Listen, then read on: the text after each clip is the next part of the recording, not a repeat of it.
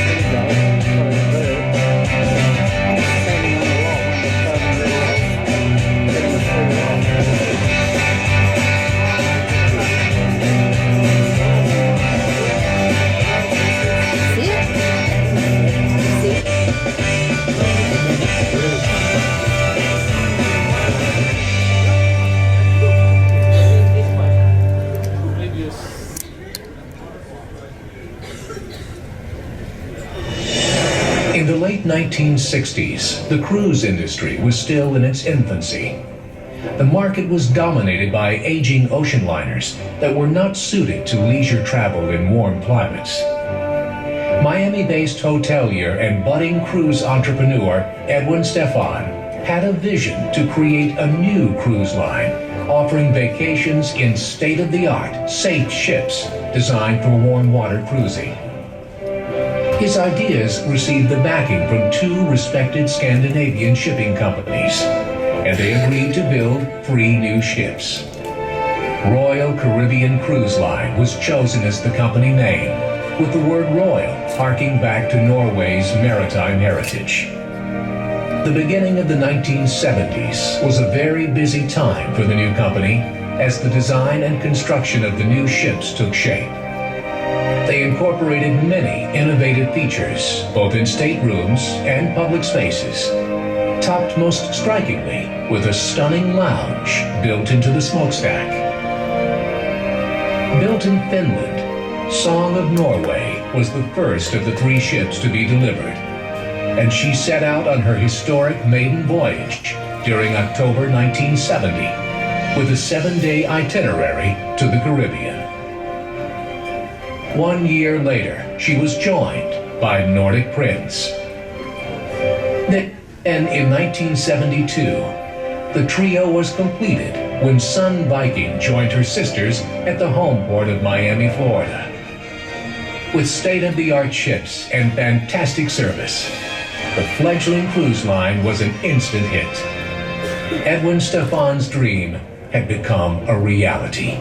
So successful was the company that by the end of the 1970s, more capacity was needed.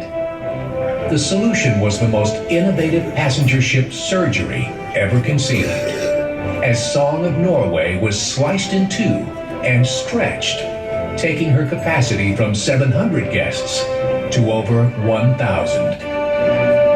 Demand for a Royal Caribbean cruise continued to increase. So in 1979, Nordic Prince was also stretched. By the beginning of the 1980s, Royal Caribbean was going from strength to strength. 10 years since the launch of Sun Viking, the company raised the bar again in 1982 when Song of America was unveiled. She was the largest cruise ship ever built and was full of technological and environmental advances. As the fleet grew, so did the demand for new destinations. In 1985, Royal Caribbean unveiled its first purpose-built desert island-style port of call, known as Labadee. Back at their Miami headquarters, the company was developing a spectacular project, the Megaship. After 3 years of design and construction, Sovereign of the Seas was launched and took the cruise industry by storm, setting the benchmark for a new era in cruise vacations. Many of the features found in today's fleet were first introduced in Sovereign of the Seas. However, at the same time, all was not well in the boardroom. Royal Caribbean had just bought a smaller cruise line to boost its fleet. But in shock announcements, 2 of the 3 major shareholders decided to sell their shares, making a hostile takeover from a rival cruise line inevitable. It was only after a Herculean effort in just 40 days, led by shareholder Arnie Wilhelmsen, that new investors were found, thereby protecting the company's future. At the beginning of the 1990s, the merger with Admiral Cruises saw 2 of their ships join the Royal Fleet. Meanwhile, over in France, 2 more Sovereign-class ships were being constructed, namely Majesty of the Seas and Monarch of the Seas. A devastating shipyard fire almost caused the total loss of Monarch of the Seas. But after a massive team effort, both ships were launched in 1991 and 1992, respectively. 1992 also saw the company launch its first itineraries further afield, including the Arctic, the Mediterranean, and the Norwegian fjords. Sun Viking had the honor of blazing the trail on these first cruises. Back in Miami, the company faced a homegrown emergency when Hurricane Andrew threatened to destroy its new offices in the port of Miami. Thankfully, the building was saved from a direct hit. However, the company did come to the rescue of those employees whose houses had been destroyed. With the renewed confidence of the new investors, Royal Caribbean was able to commit to another major shipbuilding program, which saw the creation of the Vision-class ships. This class of ship was specifically designed to allow Royal Caribbean to spread its wings across the globe, offering fantastic new itineraries and destinations for guests to enjoy. Through 1995 to 1998, 3 pairs of Vision-class ships were introduced. They were Legend of the Seas and Splendor of the Seas, Grandeur of the Seas and Enchantment of the Seas, and Rhapsody of the Seas and Vision of the Seas. 15 ships and 30 years later, Royal Caribbean Cruise Line had come a long way from those pioneering days back in Miami in the late 1960s. However, as it turned out, this was just the beginning.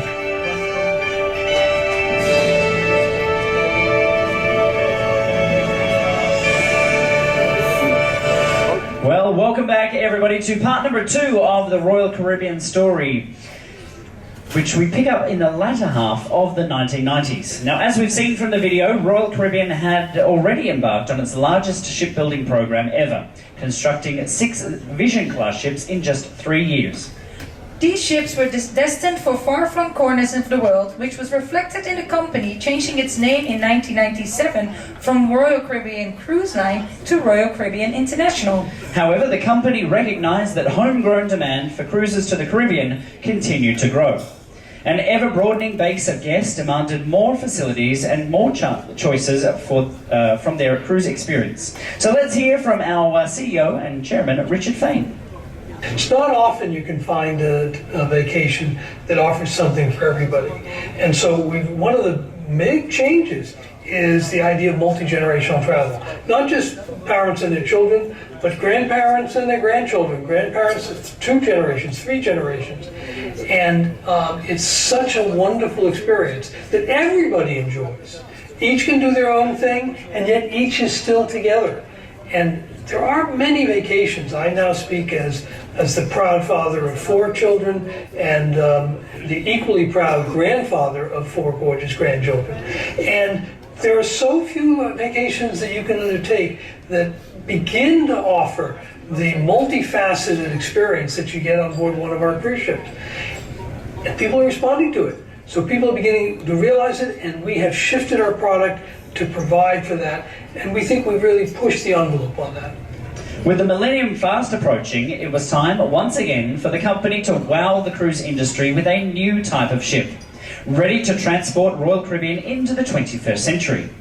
So the company made the decision to sell Song of Norway, Nordic Prince and Sun Viking, along with Song of America, to make way for what would become known as Project Eagle.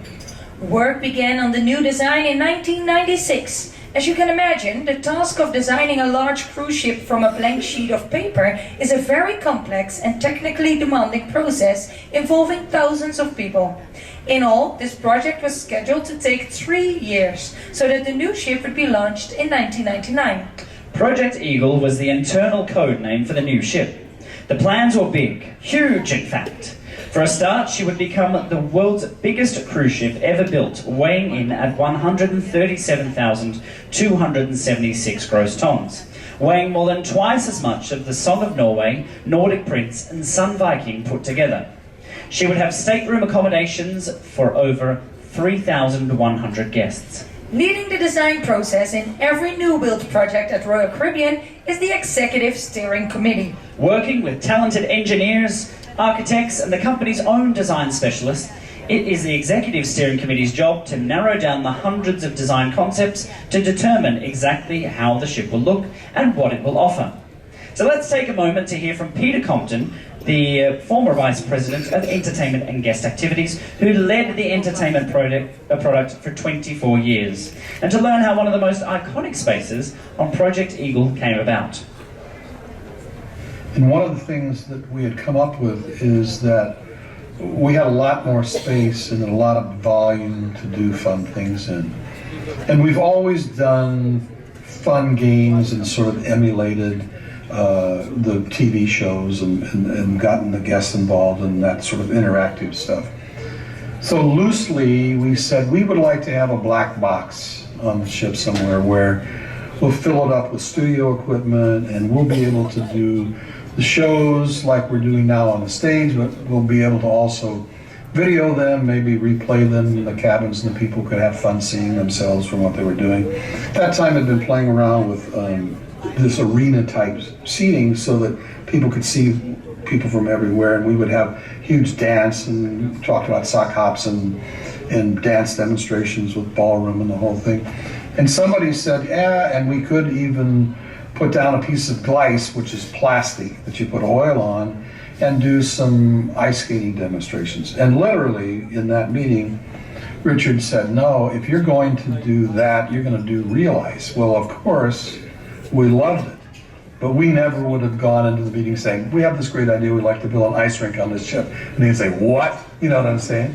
Because we had to get past the people that would even think about it. We'd have to get past all the technical people who would have 12,000 reasons why we couldn't have enough refrigeration and the energy we would use and da-da-da. You know how that would go. But that was the challenge then to everybody to see if we could make it work. And make it work they did, creating what we know today as an ice skating ring in Studio B. So from a crazy challenge set in a steering committee meeting, Studio B has now become synonymous with the Royal Caribbean brand. However, the single most dramatic design feature that was introduced was the horizontal atrium, otherwise known as the Royal Promenade. Running between the forward and aft vertical atriums and longer than a football field, this 4-story internal boulevard was a stunning design achievement. Creating a street inside the ship not only offered the perfect location for shops, bars and restaurants, it also allowed for the intriguing new possibility, internal staterooms with a view. In fact, a view of the Royal Promenade. Project Eagle also saw the introduction of a number of other signature features that have become synonymous with the Royal Caribbean brand. It was the first ship to feature a rock climbing wall, Basketball court, Johnny Rockets and Portofino restaurants, and the first ship to have a wedding chapel. By now the ship needed a name, so a public competition was held which received over 15,000 entries. 28 entrants all suggested the winning name, Voyager of the Seas, setting both the first ship's name and the overall class name. Voyager-class ships would also be known for their manoeuvrability thanks to an innovative propulsion system never before used on a cruise ship. Normally, thrust is provided by a fixed propeller connected to the engine by a rotating shaft. Separate to this, a rudder system that provides the steering. However, the engineers at Royal Caribbean insisted the Azipod propulsion system for the Voyager class. So let's hear from Captain Bill Wright, one of Royal Caribbean's former most senior captains. The Voyager class, which was introduced in 1999, really was a major step forward in technological innovation. First of all, she was the largest cruise ship in the world by far at that time, at 142,000 gross tons.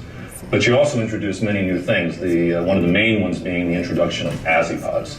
And those are these remarkable rotating propellers which allow us to direct the thrust of those propellers exactly where we want it. The Voyager was the first rudderless ship. There are no rudders on Voyager-class ships, Freedom-class ships, or Oasis-class ships, or Radiance-class for that matter. And I think that really took ship maneuvering in a completely new place. And I think it was the solution to being able to build such a large and remarkable ship like the Voyager of the Seas. If we didn't have the Azipods, we would not be able to safely and efficiently maneuver these large ships in ports, which oftentimes are quite small and confined. So I think the Azipods probably was one of besides the sheer size of the ship, the Azipods was really a major technological advancement for large cruise ships. It basically works as follows. Diesel engines are used to create electricity. This electricity powers an electric motor located inside the Azipod. The electric motor is directly connected to the propeller, with the whole thing being able to be spun around 360 degrees, providing thrust in any direction. Voyager-class ships utilize 3 pods under the hull. Add to this sideways-facing bow thrusters at the front, and it means you can propel the ship in any direction.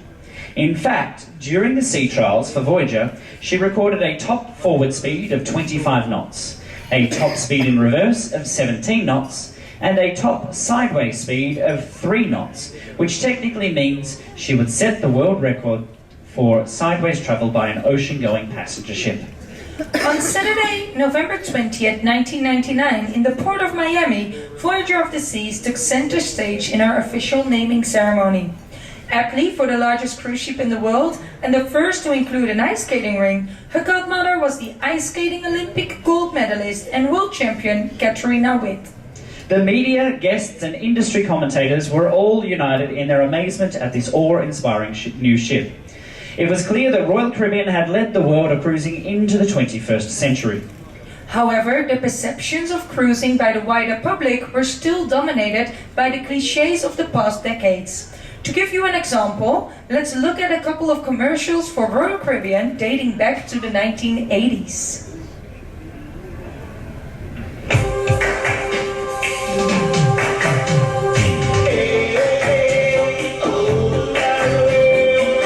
The officers and staff of Royal Caribbean Cruise Line invite you to join them for 7 days of absolute perfection.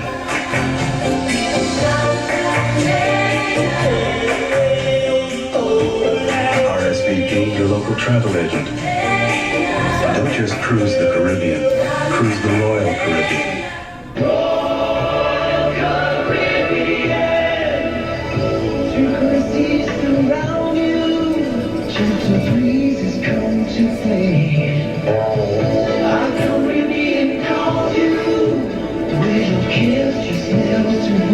Outstanding service. One reason we're the world's largest cruise line. Royal Caribbean, the grand resorts of the 7 seas. Royal Caribbean. Launching Voyager of the Seas in itself was not enough to shatter these stereotypes. The company knew that it had to reach out to new audiences. A new type of marketing campaign was needed to appeal to an audience who might never have considered cruising before. Driven by the slogan, "Get out there," the campaign was headed up by Dan Hanrahan. The Get Out There campaign was intended to break all the myths about cruising. It was a very, very different campaign than had been run by any other cruise line. And it was directed at people that had a mindset that said, I want an active, energetic, fun-filled vacation. Because Royal Caribbean delivered that. There wasn't any doubt about that. It's just that we had to message it in such a way that it made people think differently about it. If you were a Royal Caribbean cruiser, people looked at those ads and said, oh yeah, that's exactly what it is. If you were somebody that hadn't considered cruising, it forced you to think a little differently about it. So while it wasn't aimed at a particular age, or it wasn't aimed at a particular income level, it was aimed at people that wanted to have an active, energetic, fun-filled vacation, because that's what Royal Caribbean was all about. Despite many raised eyebrows from those with a more conservative view within the cruise industry, this daring new style of ad campaign was a huge hit with the public at large. Let's take a look.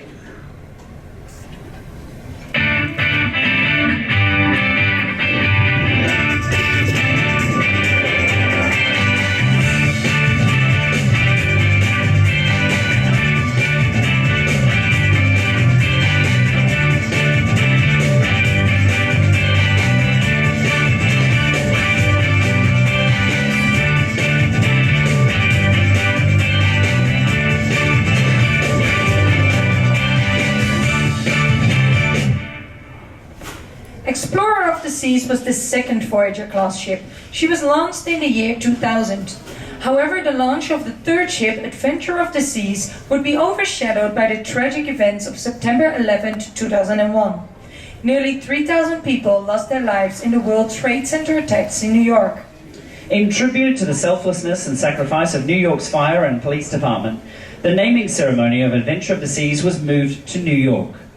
Mayor Rudolph Giuliani was joined by over 2,000 representatives from New York's emergency services and their families. 4 representatives were chosen to be godparents of the ship, 2 men and 2 women. Then brand president Jack Williams was quoted as saying at the time, "We are proud to put a ship into service that pays tribute to these extraordinary individuals." The Voyager class would grow to 5 ships, with the addition of Navigator of the Seas and Mariner of the Seas in 2002 and 2003. This was part of the most prolific shipbuilding period in the company's history, even to this day. In all, during the period of 1999 to 2004, Royal Caribbean would launch a total of 9 brand new ships, which was almost 2 a year. The remaining 4 ships built during that time belonged to the Radiance class. Smaller than the Voyager class, with a capacity for 2,500 guests, this class of ship was conceived to expand Royal Caribbean's global offerings, able to sail long distances in all parts of the world and in all different climates. For this reason, the engineers combined a beautifully sleek hull design with powerful gas turbine engines to create an elegant grand tour. Here again is Captain Bill Wright. And with the Radiance class vessels, we introduced for the first time on any cruise ship gas turbine engines. A gas turbine, that's another word for a jet engine. So the main power for the Radiance class ships are jet engines. Basically the same engines that you have on board a 737 aircraft. And one of the interesting things about turbines is that they are extremely quiet and vibration free. So during our sea trials for Radiance, I remember one night waking up and it was quiet. It was just, I didn't feel or hear that normal kind of background white noise, if you will, and slight vibration that comes from a diesel-powered ship. It was there, and the first thought that crossed my mind is we've had a blackout. And so I leaned over and I tried to switch my light on. My light came on, so then I realized, well, there's obviously hasn't been a blackout. And then suddenly it dawned on me that this is the reality of a gas turbine engine.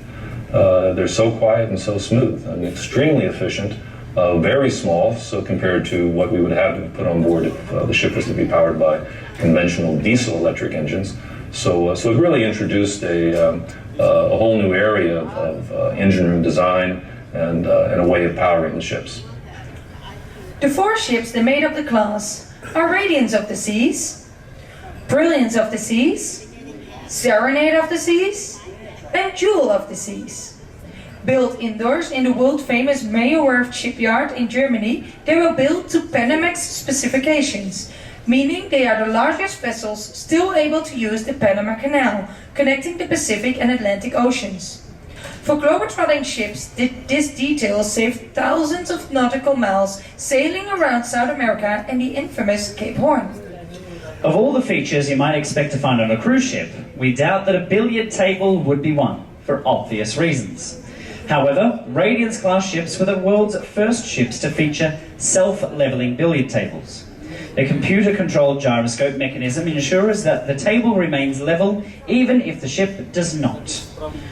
As the only thing staying level to the horizon whilst everything else moves with the ship, it creates sort of a magical illusion with the balls staying in position while the table looks like it's moving all over the place. Back to the bigger picture, we find that after a monumental effort by the team, Royal Caribbean had swelled its fleet of ships from 11 in 1999 to 19 by 2004. This included the retirement of Viking Serenade in 2002, leaving just 1 ship in the fleet whose name did not use the suffix of the seas. Nordic Empress was due for a major refurbishment in 2004, so as part of that process, she was renamed Empress of the Seas, reaffirming her position in the Royal Caribbean family, and ensuring naming consistency throughout the fleet. Empress of the Seas took her own journey when she was transferred to Pullmantur Cruises in March 2008. She later returned to the Royal Caribbean family in May 2016 after an intensive refurbishment and became the first royal ship to have a Cuban itinerary.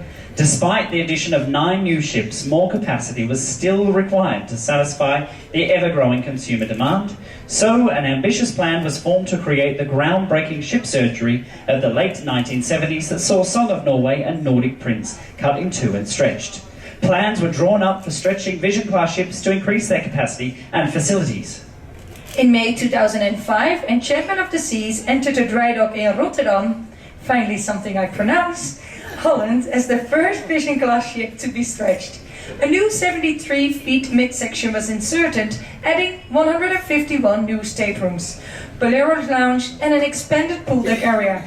The whole operation took just 2 months before she resumed service. However, the cost of the work was substantially more than had been originally budgeted for, making the price tag of extending the other Vision-class ships a little bit too high. So further stretching projects were cancelled. Despite this setback, the company had another plan up its sleeve in the form of Project Ultra Voyager. Let's hear again from Dan Hanrahan. You know, one of the things that's terrific about our company is that we're never satisfied. So there was this idea that we could do even better than Voyager class, and that originally the idea was we just make a bigger Voyager class, which we called Ultra Voyager. But the culture around here isn't satisfied with that type of approach. The culture around here says that if you're going to do something, you better do it big and you better do it right. So, and I don't mean big in terms of the size of the ship, but more in terms of how can you make this a monumental step forward rather than tiptoeing forward. And so the new build team, the marketing teams, the operation teams started coming up with ideas and said, wait a second, this isn't a bigger Voyager, this is its own class, and that's how it became the Freedom class. And I think that's indicative of Royal Caribbean as a company, because they're never satisfied and they're always trying to push forward and make things that much better, and not in small steps but in giant steps. And that's how I think Royal Caribbean has helped change the cruise industry, all for better. On screen you are seeing footage from Finland taken during the construction of the first of the Freedom class ships, namely the building of the Freedom of the Seas. Approximately 3,000 people worked over 8,000 man-years, constructing more than 1 million components, including 350,000 steel pieces, to build the ship. To achieve such a mammoth task, you have to break the project down into grand blocks. In fact, the Freedom of the Seas would need 188 of these so-called grand blocks. Each grand block was welded and constructed inside a warehouse at the shipyard. All the plumbing, cabling and air conditioning were all pre-fitted. Then a giant crane would lift the block through the roof and take it down to the dry dock, where the blocks were fitted together and welded like one supersized jigsaw puzzle.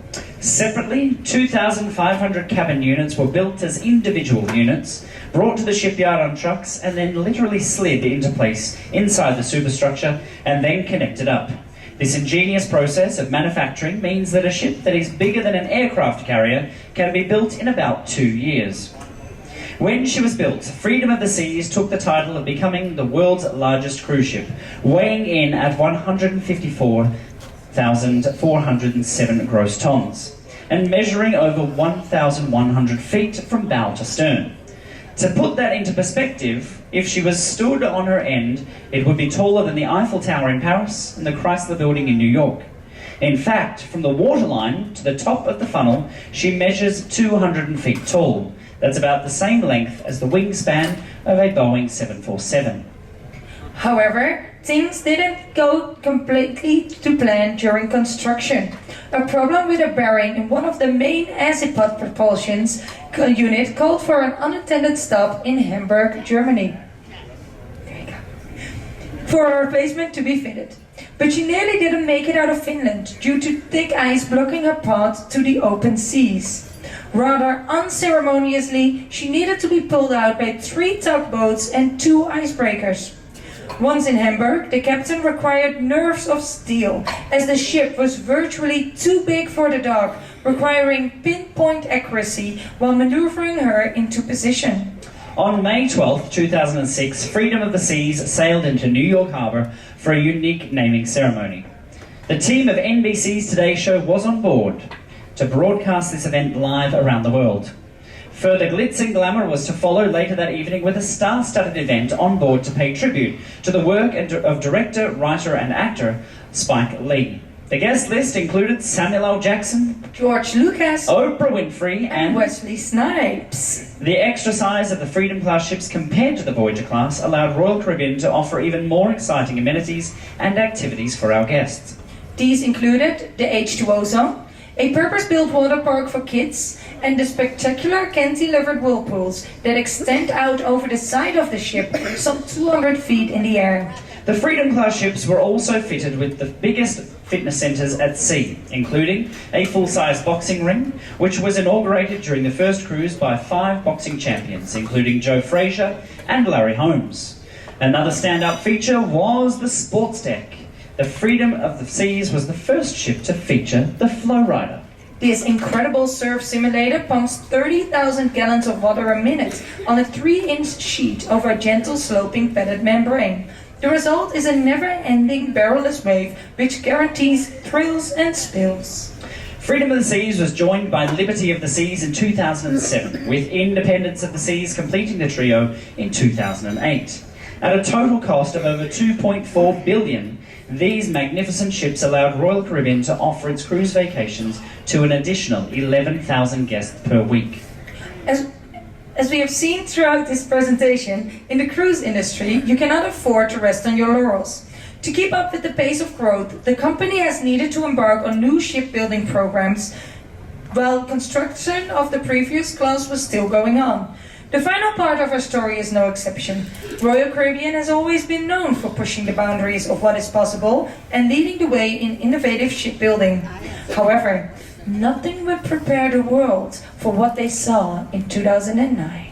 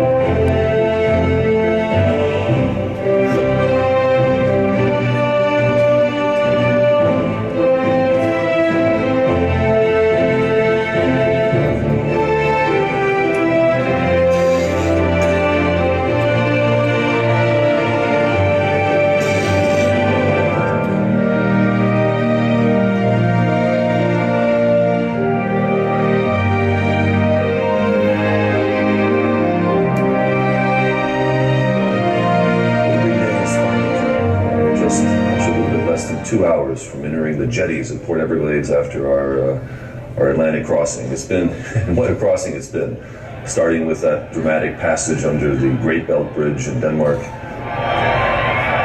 continuing on to the English Channel, passing the beautiful white cliffs of Dover, and then going out into the Atlantic and being met with hurricane force winds and 80-foot seas, which was quite a test of this amazing ship. And now we're just offshore of Port Everglades, Fort Lauderdale. We can see the lights clearly, and I can tell you that the excitement and the anticipation here on the bridge, and I'm sure 350 meters behind me throughout the ship, is pretty high right now. So a lot of excitement, even though it's still dark and it's early morning. The entire crew is just really excited to start amazing the world and let them know and become familiar with this remarkable ship that we are so fortunate to have. It's amazing to actually see her still out there a little bit on the horizon. It's just so exciting. This is the big wow for us, and this is 6 years of very hard work by a tremendous array of people. So excited. It's almost unreal. We don't see that very often. It's like a hero welcome. This is a once-in-a-lifetime opportunity for all of us. The crew, the crew's families and friends, they're all following us, closely monitoring our crossing. This is very special. It's an amazing, emotional feeling. Bringing a ship like the Oasis of the Seas in for the first time is going to be something I'll remember for the rest of my life.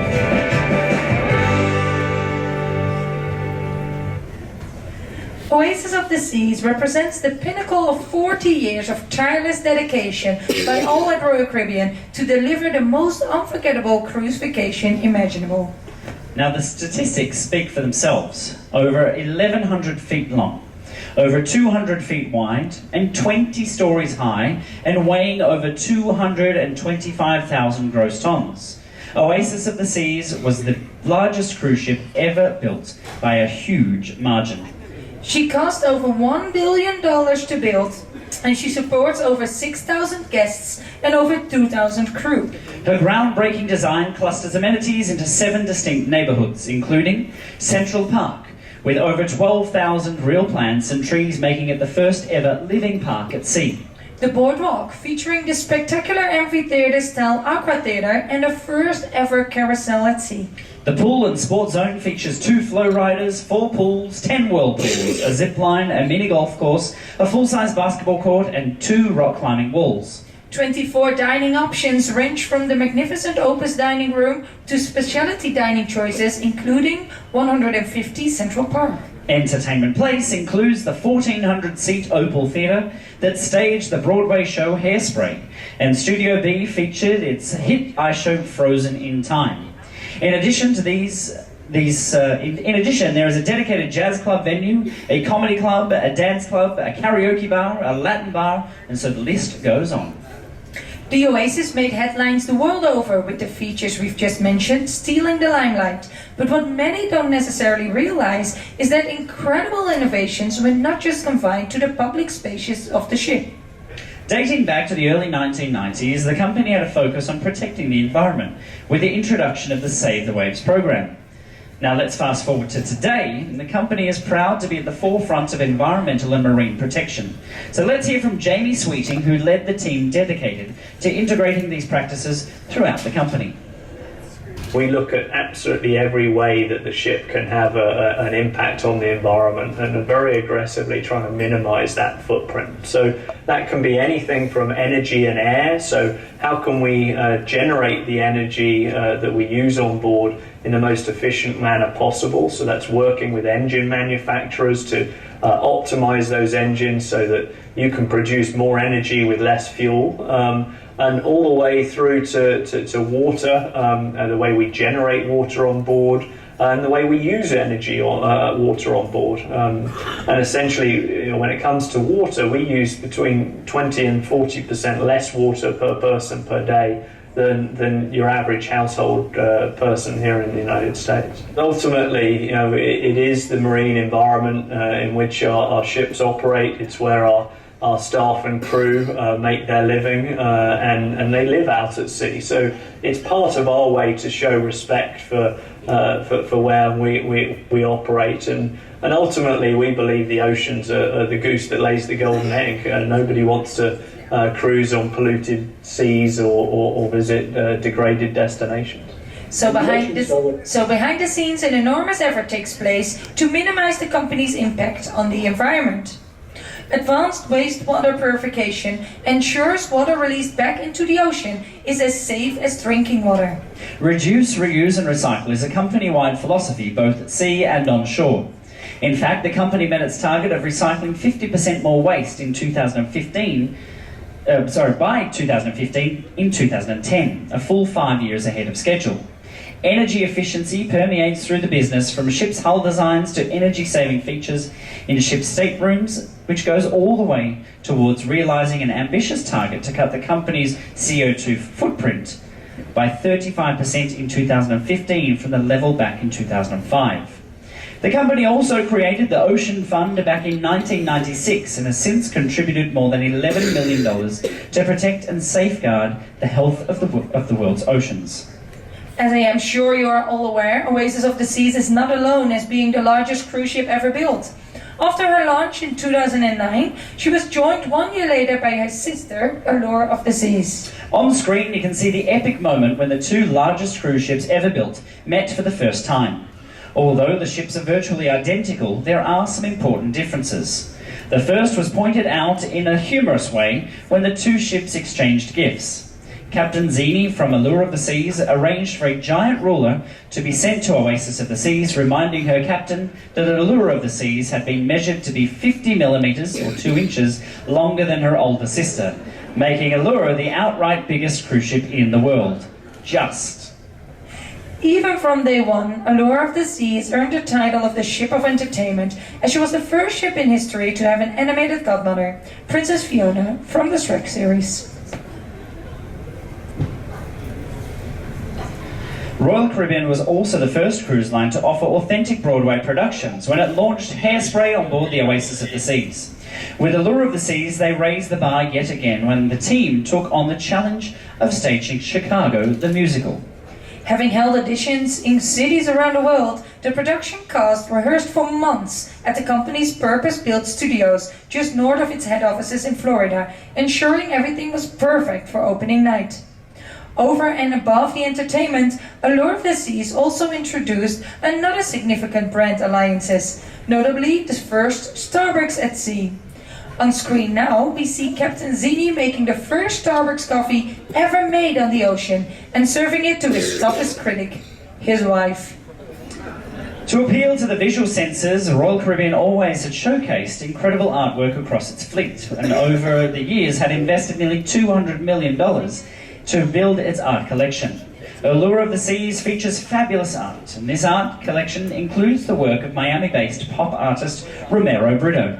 His association with the company dates back to 2003, when he designed the pool deck for Mariner of the Seas. On Allure of the Seas, Romero Brito's artwork was featured in Rhodes Central Park and a retail store, and he actually came on board to spend time working alongside the crew to create a unique mural for their own crew bar. And so our journey through the history of Royal Caribbean is nearly up to date. We find ourselves today part of a company with a fleet of 26 ships, which call in at more than 269 ports, 75 countries, 6 continents, and the company employs over 45,000 people from over 60 different countries, and we welcome more than 2 million guests every year. So what is the future? The team here at Royal Caribbean never stop pushing themselves to make the experience better for you, our guests. Recently, as part of a program called the Royal Advantage, the company undertook the biggest revitalization of its ships in history. This multi-million-dollar investment saw some of the great new features from Oasis and Allure of the Seas applied to other ships in the fleet. The program has already started and will leave no ship untouched. The goal is to be able to say every ship is our best ship. But it doesn't end there. The company had even more exciting news when the announcement was made that it was to build a new generation of ships under the code name Project Sunshine. And to quote our chairman, Richard Fain, Project Sunshine builds on the best ideas of our existing ships and adds exciting new activities and entertainment concepts. It will offer something for everyone, from grand, spectacular spaces to small, intimate settings. From active, invigorating activities to the serenity of more personal space. And from a plethora of dining alternatives to a cornucopia of opportunities for families.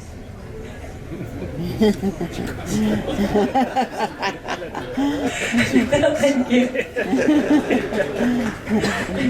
All of this came together over in the Meyerwerft shipyards in Papenburg, Germany. The first of the Quantum class of ships, Quantum of the Seas, debuted in 2014 with Godmother Kristin Chenoweth leading the way. She was also appointed as entertainment advisor, overseeing all the costumes, casting and sets, and offers insights on all shows, productions, and teamed events. The word was cornucopia. You can just say... Who uses that on a daily basis? Raise your hand. Yes. Next time, just say a lot. Quantum class ships introduced a whole array of smart experiences, including interactive art, interactive stunning visual design concepts, and the greenest photo studio at sea, with the addition of retina recognition, allowing guests to easily view their vacation photos and select which ones to purchase before they are printed. Quantum of the Seas was the first ship to introduce radio frequency identification technology, with the ease of just tapping your CPAS card instead of having to swipe. This technology means you can use your CPAS card with much more ease for stateroom access, onboard purchases, show reservations, and dining reservations. A guest favourite bar on board was added, with the first true robotic bar, not just at sea, but anywhere. With laser precision, 2 robotic arms powered by Maker Shaker work in perfect synchronization, assembling beverages designed to energize and enthrall. Guests place their orders on iPads built into the bar, then watch the details on screen either side of the bar while robot prepares their drinks. Quantum of the Seas raised the bar yet again with the introduction of a brand new venue with outstanding technological advances, proudly named 270. A chill-out lounge during the day with 270-degree views of the ocean, it is only at night you can truly experience the wonders and spectacle that 270 has to offer. 18 projectors combine to create an ambient surface over 100 feet wide and over 20 feet tall. Across this expanse, impromptu digital shows come to life in stunning 12K resolution, a pixel-perfect industry first. It looks as real as the world you know, but with a fantastic senses like you've never dreamed. Another transformative venue is Seaplex, an amazing indoor sports and entertainment complex that is sure to be a huge hit with guests of all ages. Industry firsts were bumper cars, roller skating, a circus school, live Xbox gaming where guests can play with gamers around the globe thanks to Smart Connect. This double-decked venue even has a floating DJ and a food truck.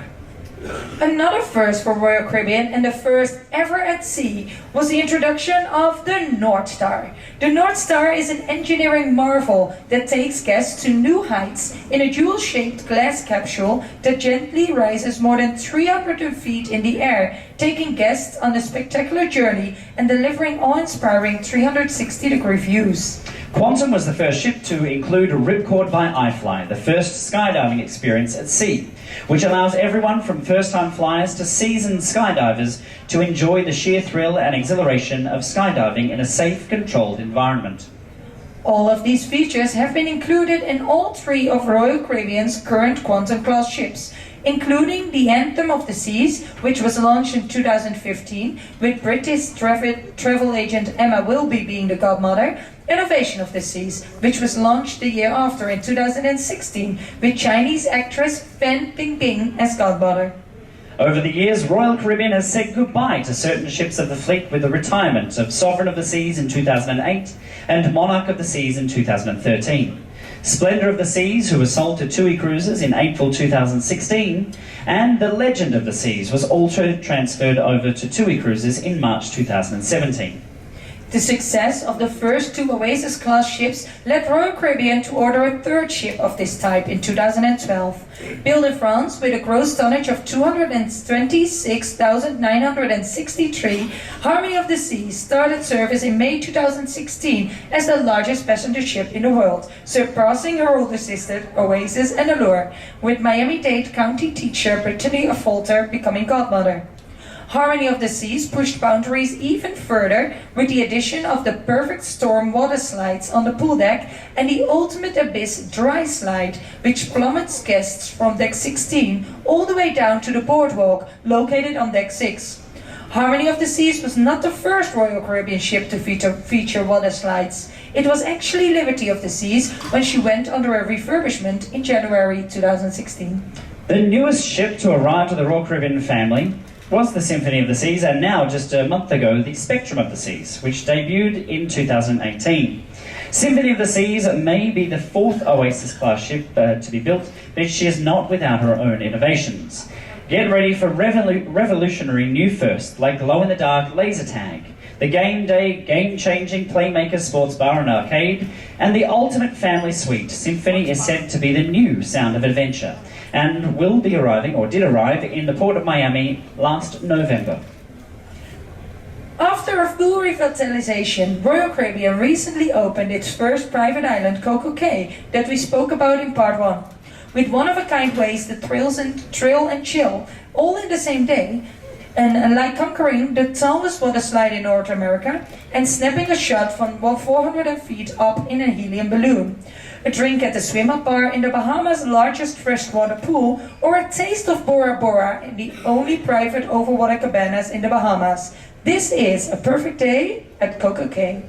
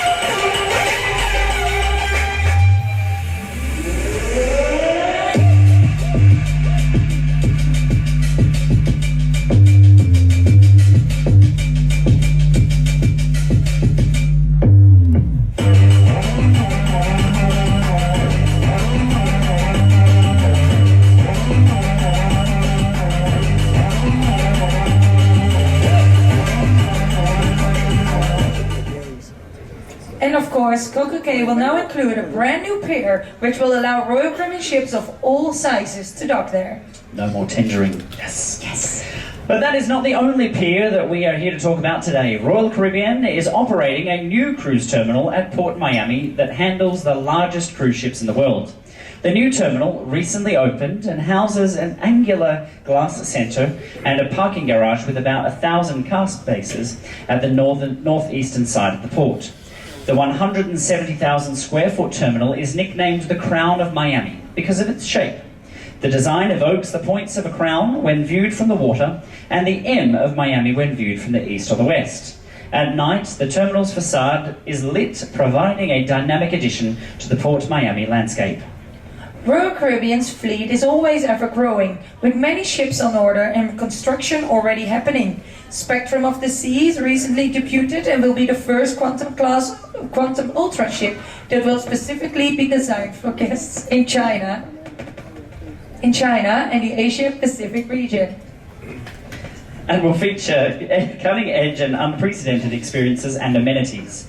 The next announcement was made that there will be the arrival of the 5th Quantum-class ship.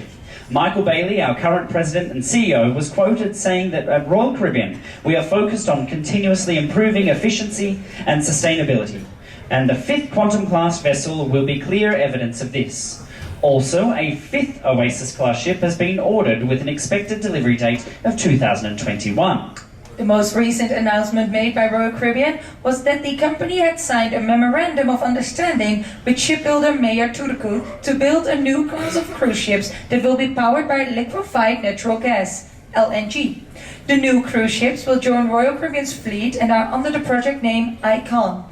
The Icon ships would likely accommodate approximately 5,000 passengers, but details are still being worked out. The vessels will be delivered in the second quarters of 2022 and 2024. In the meantime, the company said it will begin testing fuel cell technology on an existing Oasis-class ship in 2017 and will also run progressively larger fuel cell projects on the new Quantum-class vessels. According to Royal Caribbean, the use of LNG and the introduction of fuel cell technology will usher in a new era of shipbuilding that will dramatically reduce greenhouse gas emissions. With Icon class, we move further in the journey to take the smoke out of our smokestacks, said Richard Fain, Chairman and Chief Executive Officer of Royal Caribbean Cruises. We are dedicated to innovation, continuous improvement, and environmental responsibility. And Icon gives us the opportunity to deliver against all three of these pillars. Our guests expect us to push every envelope we can. Michael Bailey, President and CEO of Royal Caribbean, said. And on this new class of ship, we begin by challenging ourselves to find a new approach to power and propulsion that is safe, reliable, and more energy efficient than ever before. That exciting and innovative new guest experience elements of the Icon class will be revealed later in the development process. Now, if you want some more information of the ships and all the itineraries, maybe the new class of ships, which ships are going to Perfect Day at Coco Cay, please visit our next cruise desk. They're just outside the entrance of 270. This was part number 2 of your Royal Caribbean story. I hope you understood my accent. Thank you so much for joining. My name is Enjoy Activities Manager. I'm Chris, the Cruise Director. Thank you so much for joining us, everybody. Have a wonderful afternoon. We do have an event coming up here straight away shortly after, which we do need to prepare the lounge for. But have a wonderful afternoon, and we do, after this short outro, do ask you to vacate the lounge at this time. But have a wonderful afternoon, and we'll see you tonight at our show times at 6:30 and 8:30, starring our Royal Caribbean Royal Theatre cast in the Royal Theatre, of course, in Live, Love, Legs. Thank you, and have a great day here on board the Ovation of the Seas. Tweet.